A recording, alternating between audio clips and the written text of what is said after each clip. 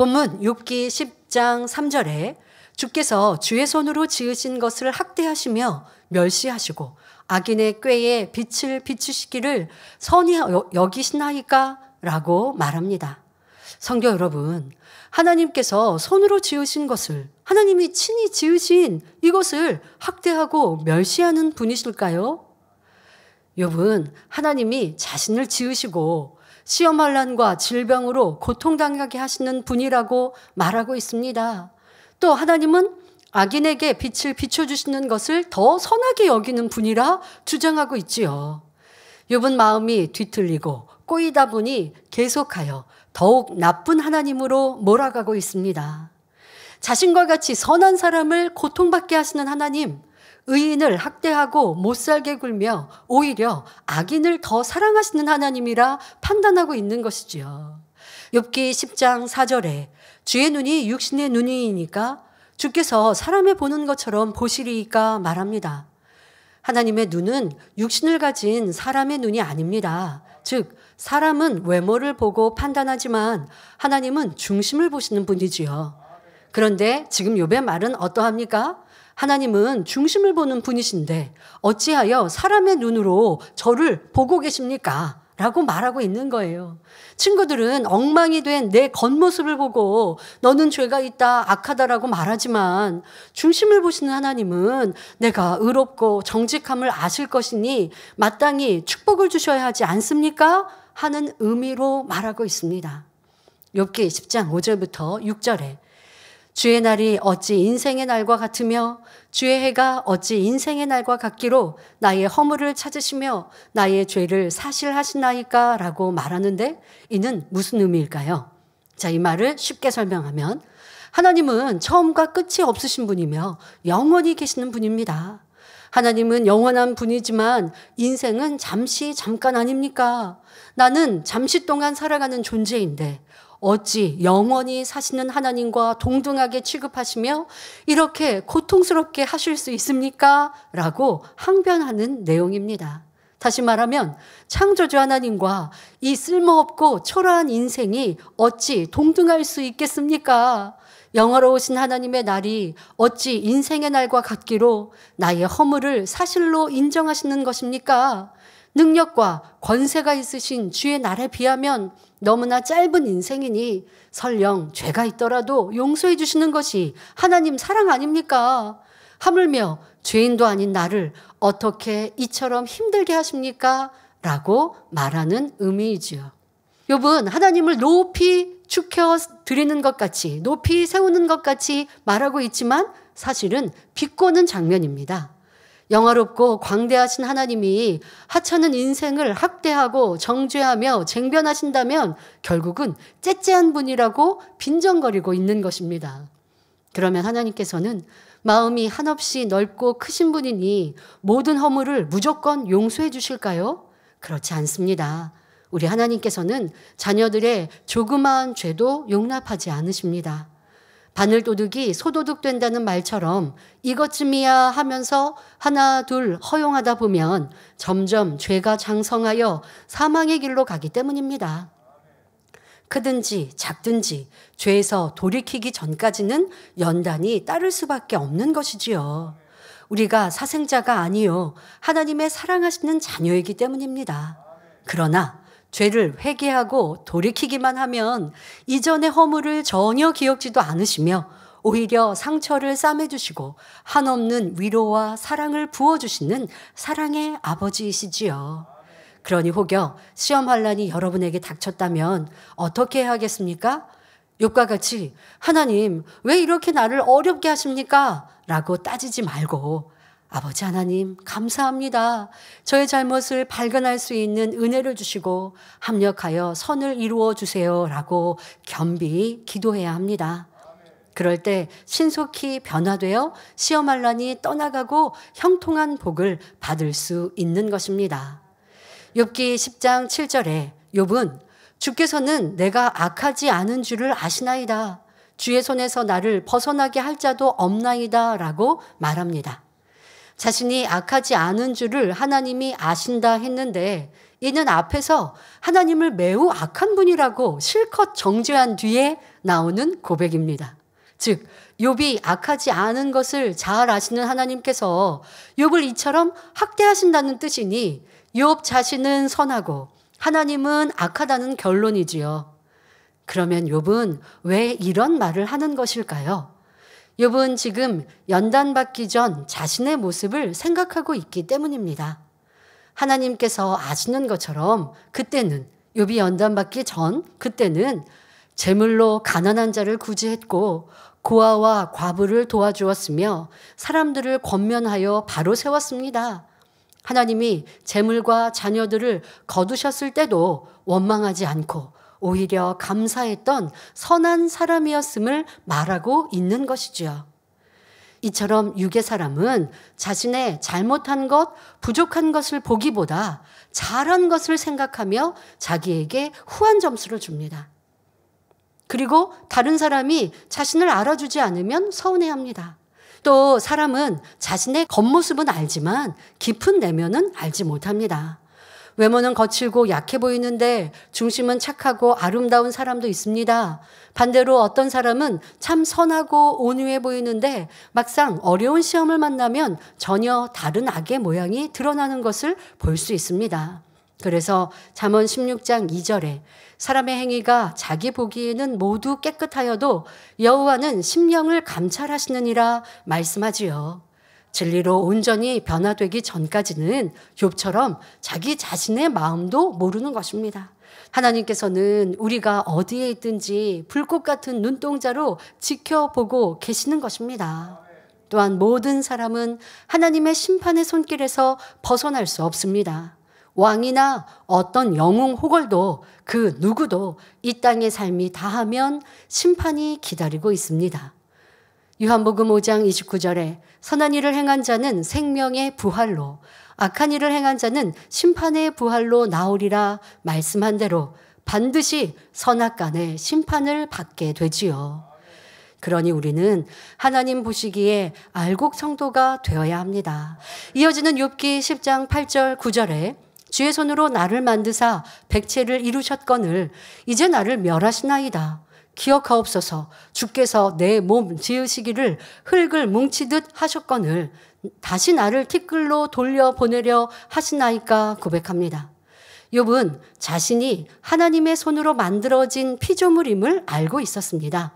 여기서 백체란 사람의 영과 혼과 육을 모두 포함한 것을 의미합니다. 우리의 눈, 코, 입, 뼈와 살, 피뿐 아니라 눈에 보이지 않는 영과 혼도 하나님이 지으셨음을 말하는 것이지요. 하나님께서는 흙으로 사람을 만드실 때에 다른 어떤 피조물보다 사랑과 정성을 다해 창조하셨습니다. 그리고 하나님의 능력이 담긴 생기를 아담의 코에 불어넣어 생명이 되게 하시니 아담은 비로소 살아 움직이기 시작했습니다. 심장이 뛰면서 온몸에는 피가 돌기 시작했고 모든 기관과 세포들이 활동을 시작했지요. 뇌도 활동을 시작하여 보고 듣고 가르침 받은 것을 뇌세포에 저장할 수 있게 되었습니다. 하나님께서는 아담에게 진리를 가르쳐 주셨고 아담은 그러한 진리의 지식들을 뇌에 입력했습니다. 이렇게 입력된 진리들은 아담의 혼의 작용을 통해 생각으로 떠올릴 수 있었지요. 이처럼 우리 사람의 영혼육은 창조주 하나님께서 만들어 주신 것입니다. 자, 그런데 이어지는 욥의 고백을 보면 하나님이 내 몸 지으시기를 흙을 뭉치듯 하셨다고 말합니다. 흙을 뭉치는 것은 매우 쉬운 일입니다. 욥은 하나님께서 나를 지으실 때 흙 뭉치듯 아무렇게나 만드셨기 때문에 이제는 티끌과 같이 버리시는 것입니까? 라고 대항하고 있는 것이지요. 이는 앞뒤가 안 맞는 말입니다. 조금 전에는 하나님이 자신을 오밀조밀하게 아름답게 공들여 빚어놓고 나를 멸하시냐고 했었지요. 그런데 이번에는 말을 바꾸어 하나님이 자신을 떡 주무르듯이 아무렇게나 빚으셨기 때문에 자신을 쉽게 버렸다고 말하고 있습니다. 이처럼 사람이 너무너무 서운한 마음이 들면 베베 꼬이고 빗나간 말투가 되어 억지스러운 말을 하는 것을 볼 수 있습니다. 욥기 10장 10절에 나를 젖과 같이 쏟으셨으며 엉긴 젖처럼 엉기게 하지 아니하셨나이까 말합니다.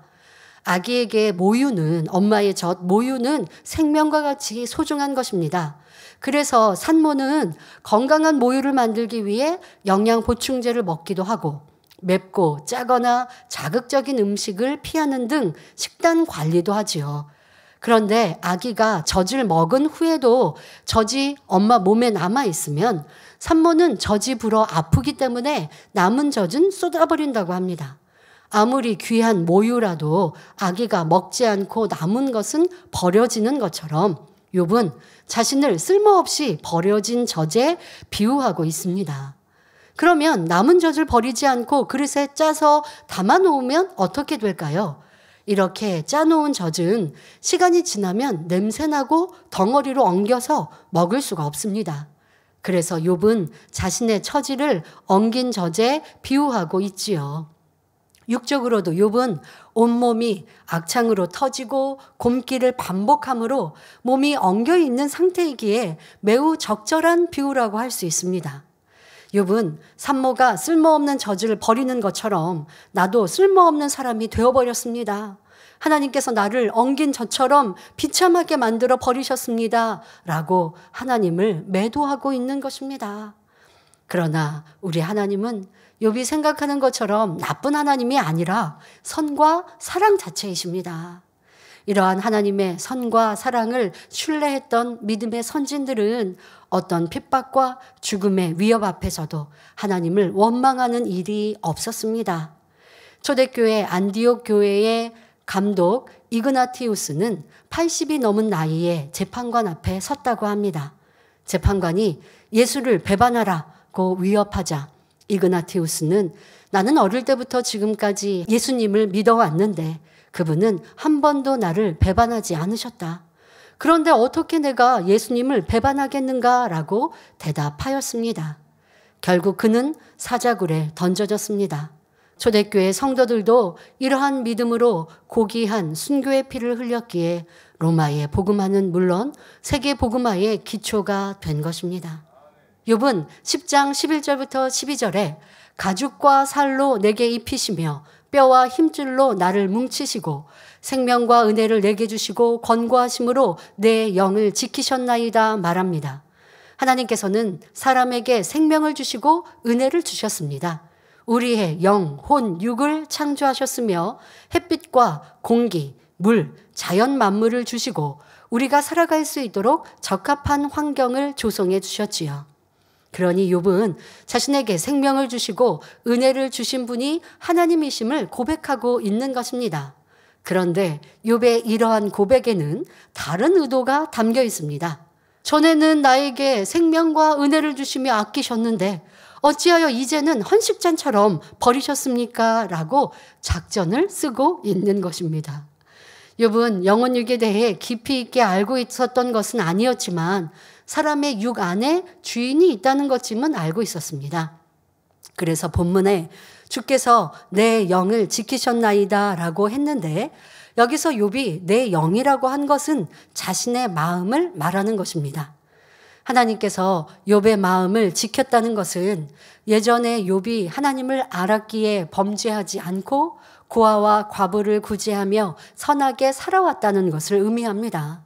욥은 영적으로 무지함으로 예전에 자신이 잘한 것만을 생각하고 하나님을 대적하면서도 자신의 잘못을 깨닫지 못하고 있습니다. 이와 마찬가지로 하나님을 사랑하고 믿음이 있다는 성도들 중에 진리를 온전히 깨우치지 못함으로 하나님의 뜻에서 빗나가거나 범죄하는 경우가 있습니다. 그러면 사단이 송사하여 시험이 올 수 있는데 이때 지혜롭고 현명한 사람은 하나님 앞에 겸손하게 무릎을 꿇고 자신의 잘못을 찾으려 할 것입니다. 그러지 않고 하나님, 저는 예배도 잘 드리고 기도도 열심히 했는데 또 온전한 11조 생활도 했는데 어찌하여 이러한 시험을 주셨습니까? 라고 따진다면 이러한 생각을 한다면 사단은 더욱 내 생각을 사로잡아 빗나가게 합니다. 그러므로 혹여 어려움이 왔을 때 겸손히 자신을 돌아보며 주의 종이나 믿음의 형제가 권면하는 진리의 말씀에 귀를 기울이는 지혜로운 성도님들이 되시기를 바랍니다. 올림픽에서 우승하여 금메달을 목에 건 선수는 얼마나 감격스러울까요? 지난날 뼈를 깎는 듯했던 훈련의 고통도 한순간에 녹아지고 말할 수 없는 위로와 벅찬 환희로 가득할 것입니다. 마찬가지로 우리도 공중권세 잡은 원수마귀 사단과 싸워 최후 승리자가 되면 이 땅의 영광과는 비교할 수 없는 새 예루살렘의 주인공이 될 수 있습니다. 그러므로 여러분 모두도 아버지 하나님의 보좌가 있는 새 예루살렘의 영광을 바라보며 어떠한 연단도 기쁨과 감사로 승리하시고 더욱 아름답게 변화되시기를 주님의 이름으로 축원합니다.